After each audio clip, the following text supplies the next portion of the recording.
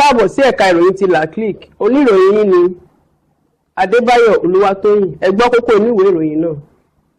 Ààrẹ Muhammadu Buhari dábàá tírílíọ̀nù 8 fún ìṣúná ọdún 2018. Ilé ìgbìmọ̀ aṣòfin ìpínlẹ̀ Èkìtì fi fọwọ́ sí dídá àwọn ẹlẹ́gbẹ́ òkùnkùn lẹ́jọ́ ikú. Jemima Songong òfin ọdún 4 de aṣáájú nínú ìdíje oníbùsọ̀ púpọ̀ ti Olympic nítorí egbòogi olóró. Ẹ gbọ́ ìròyìn náà lẹ́kùnrẹ́rẹ́. Ààrẹ Muhammadu Buhari ní ọjọ́ Ìṣẹ́gun ní Àbújá gbé iye owó tó lé ní tírílíọ̀nù 8 síwájú àpapọ̀ ilé ìgbìmọ̀ aṣòfin gẹ́gẹ́ bí ètò ìṣúná fún ọdún 2018. Ó sọ pé iye owó níná yìí yóò mú ètò ọrọ̀ ajé tètè bọ̀ sípò. Ó sọ níbi ìpàdé náà wípé pẹ̀lú ìwọ̀n $55 fún àgbá epo kan fún ìpààrọ̀ owó ní iye $305 sí dọ́là kan ní ọdún 2018, ètò ìṣúná náà yóò dàpọ̀ mọ́ àṣeyọrí ètò ìṣúná àtẹ̀yìnwá láti ru ọrọ̀ ajé sókè láì ní ìdíwọ́. Pẹ̀lú gbígba ètò ọrọ̀ ajé padà, ó fi hàn pé a ṣe ìpinnu tí ó dára. Ààrẹ gba gbogbo ènìyàn níyànjú láti fi ọwọ́ sowọ́pọ̀ pẹ̀lú ìjọba àpapọ̀ fún ìmúlò gbígba ọrọ̀ ajé padà bọ̀ sípò. Buhari sọ pé ìjọba yóò tẹ̀síwájú láti pèsè àwọn ohun amáyédẹrùn sí i àti ṣíṣe ìdàgbàsókè okòwò ní ẹ̀ka ti ọ̀gbìn láti jẹ́ kí oúnjẹ pọ̀ sí i àti láti dín kíkó oúnjẹ wọlé kù láti ilẹ̀ òkèèrè wá. Gẹ́gẹ́ bí ọ̀rọ̀ rẹ̀, ìjọba àpapọ̀ ti tú àwọn ọ̀nà tí ó tó 4,500 kìlómítà ṣe ní ọdún 2017. Ààrẹ sọ pé ṣíṣe àwọn ojú ọ̀nà ìlú Àbújá kù díẹ̀ kí ó parí.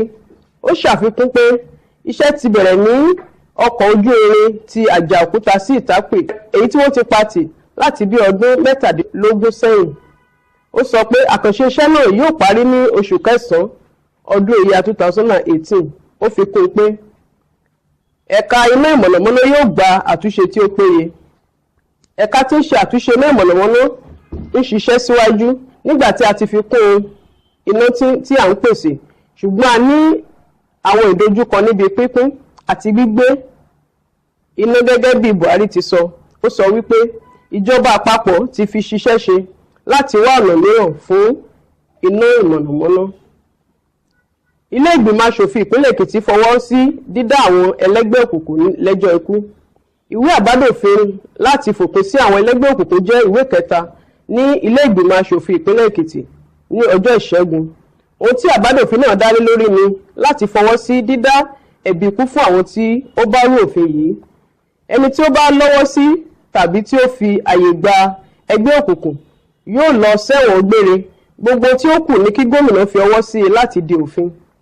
Ìgbésẹ̀ tuntun yìí ni láti ṣe àtúntò òfin tí ó lòdì sí ẹgbẹ́ òkùnkùn. Ayọ̀ Fáyòṣe fi lélẹ̀ nígbà ìṣètò ìjọba rẹ̀ gẹ́gẹ́ bí gómìnà ìpínlẹ̀ náà. Òfin náà fi àyè gba ẹ̀wọ̀n ọdún 7 fún ẹnikẹ́ni tí ó bá jẹ̀bi ẹ̀sùn ẹgbẹ́ òkùnkùn, nígbà tí àwọn tó fàyè gbà tàbí tí ó fọwọ́ sí yóò ṣẹ̀wọ̀n ọdún 5. Àkọlé ìwé àbádòfin náà ni ìlòdì sí àti ìfòpin sí ẹgbẹ́ òkùnkùn ti ọdún 2017, èyí tí ó gba àkíyèsí àwọn aṣòfin nípa pípọ̀ tí iṣẹ́ àwọn òkùnkùn ń pọ̀ sí ní ilé ẹ̀kọ́ gíga ti ìpínlẹ̀ Èkìtì, èyí tí ó wà nílùú Adó Èkìtì, èyí tí ó já sí pípa àwọn akẹ́kọ̀ọ́ láìpẹ́ yìí. Kí ó tó di wípé wọ́n dábàá náà, olórí ìgbìmọ̀ aṣòfin ọ̀gbẹ́ni Akínyẹlé Ọlátúnjí rántí pípànìyàn ní ilé ẹ̀kọ́ gíga nítorí iṣẹ́ àwọn ẹlẹ́gbẹ́ òkùnkùn. Ó sọ wípé a kò ní gba ẹgbẹ́ kankan láàyè láti sọ ìpínlẹ̀ Èkìtì di pàkúté ikú. Ó sọ bẹ́ẹ̀ nígbà tí ó dúpẹ́ lọ́wọ́ gómìnà Ayọ̀ Fáyòṣe fún ìfihàn àbádòfin yìí. Jemima Samson òfin ọdún 4 de aṣáájú nínú ìdíje oníbùsọ̀ púpọ̀ ti Olympic nítorí egbòogi olóró. Aṣáájú ọmọ ilẹ̀ Kenya nínú ìdíje Olympic oníbùsọ̀ púpọ̀ Samgong ni wọ́n ti yọ kúrò fún ọdún 4 nítorí lílo egbòogi olóró. Samgong tí ó fìgbà kan lo egbòogi olóró ní ọdún 2012 gbégbá orókè nínú ìdíje oníbùsọ̀ púpọ̀ ní ìlú London ní ọdún 2016. Kí ó tó di pé ó gba àmì wúrà ní Rio ní ilẹ̀ Brazil, ó jẹ́ obìnrin àkọ́kọ́ tí yóò kọ́kọ́ gba ẹ̀yẹ yìí.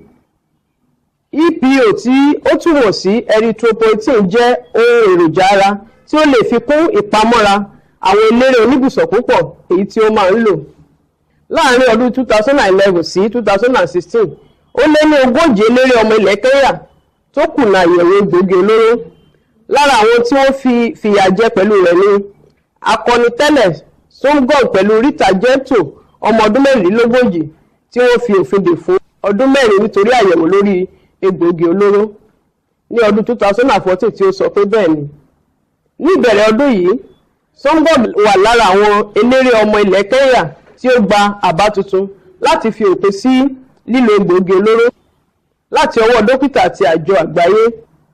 Kí ìròyìn náà tó wá sí ìparí, ẹ gbọ́ kókó inú rẹ̀ lẹ́ẹ̀kan sí i. Ààrẹ Muhammadu Buhari dábàá tírílíọ̀nù 8 fún ìṣúná ọdún 2018. Ilé ìgbìmọ̀ aṣòfin ìpínlẹ̀ Èkìtì fọwọ́ sí dídá àwọn ẹlẹ́gbẹ́ òkùnkùn lẹ́jọ́ ikú. Jẹ̀mí Sangong ó fi ọdún 4 de aṣáájú nínú ìdíje oníbùsọ̀ púpọ̀ ti Olympic nítorí egbòogi olóró. Èyí ni òpin ìròyìn náà. Oníròyìn yìí ni Adébáyọ̀ Olúwatóyìn. Tẹ́ bá fẹ́ mọ̀ síwájú sí nípa iléeṣẹ́ wa, ẹ kàn sí wa lórí ẹ̀rọ ayélujára www.laclickservices.com. Ẹ máa yáṣẹ́.